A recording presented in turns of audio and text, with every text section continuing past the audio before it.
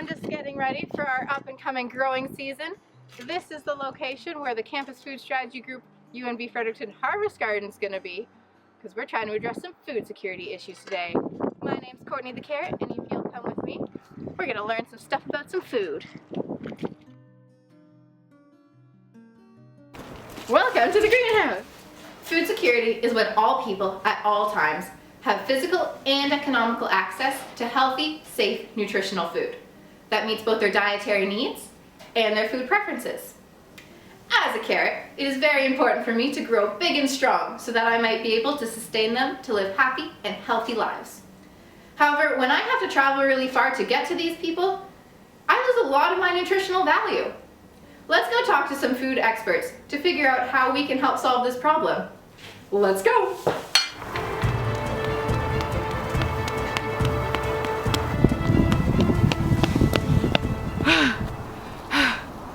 This is not for a carrot.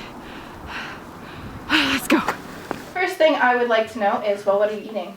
We're eating our carrots that we grew and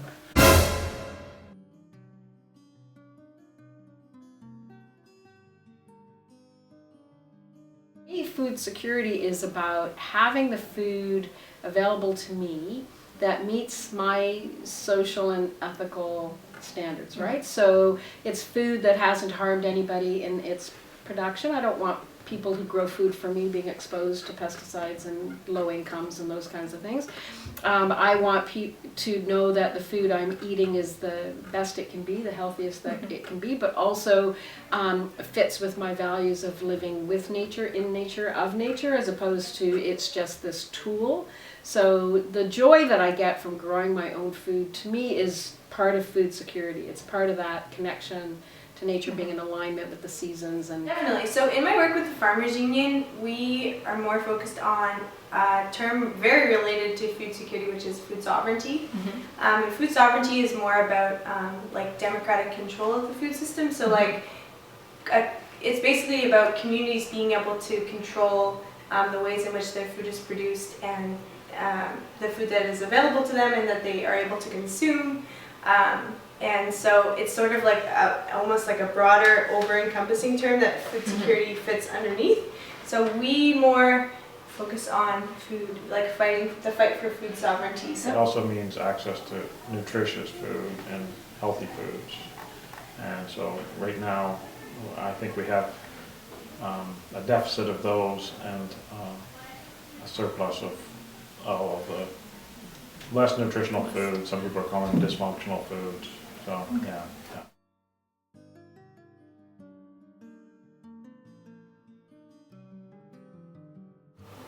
The current global food system is just like, it's capitalism. It's commodified food, and it's destroyed communities all around the world and continues to destroy communities all around the world. It's not environmentally sustainable. I think local food becomes oversimplified when really it's actually a total revolution, in the sense that when communities buy from their local farmers, it can be completely transformative for the whole community, because basically for rural communities to exist and to thrive, people need to be able to be employed through farming.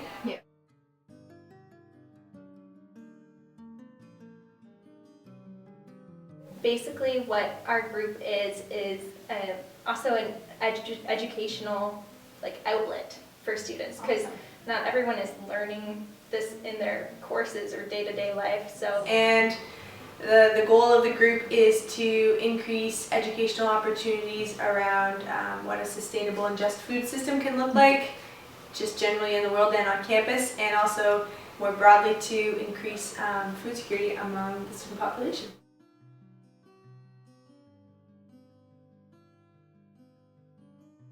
Who's mainly at risk and affected by this issue?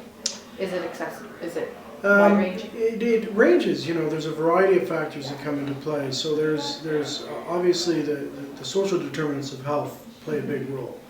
So your economic status, for example, your income is a huge role in accessing food, and obviously affects food insecurity. But also, you know, where you live is also an issue, and especially in New Brunswick, we have a huge issue with food insecurity that's related to people who live in rural environments, because if you picture for them to go to the store to buy food, quite often it's a corner convenience store. And so access to quality, affordable, fresh, nutritious food sometimes is an issue.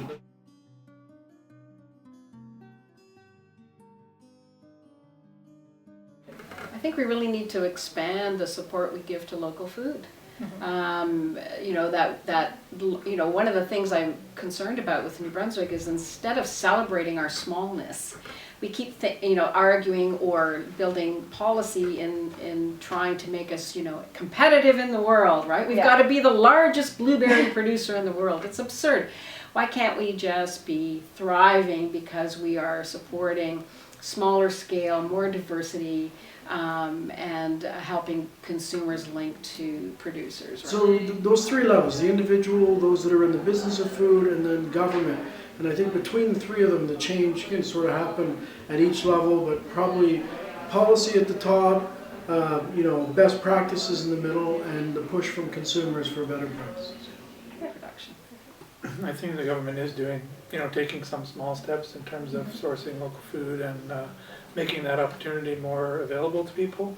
But I agree with Louise, like the typical general approach is, look at sectors, like what can we export, rather than like how much of our own needs can we provide, how many blueberries, how much can we expand the blueberry industry, get cash in exchange for that, and buy mangoes and kiwi, and, from other places around the world that are using fossil fuels to ship us our food. Like, I think our goal should be to try to grow to meet all of our own needs, which we could do in this climate and so forth.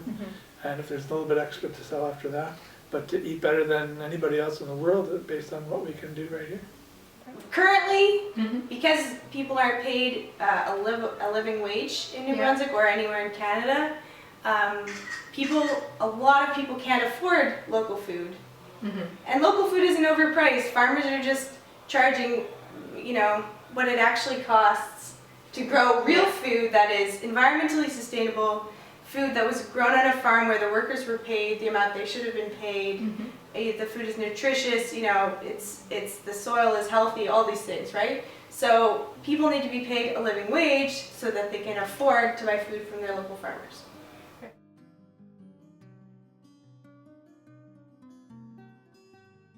You can look at other universities like the University of Guelph, which is the leading producer of sustainable food on a university campus in Canada, and I think that's a great goal to look at, but we have to take it in small steps, and I think the garden is actually a huge step in that process that'll get us to a completely sustainable campus. The idea of what we're going to do on campus should be the idea of what we can do in any urban environment. So, we can be far more food self-sufficient both within our urban environments, but also by building our relationships with farmers that are close to our communities.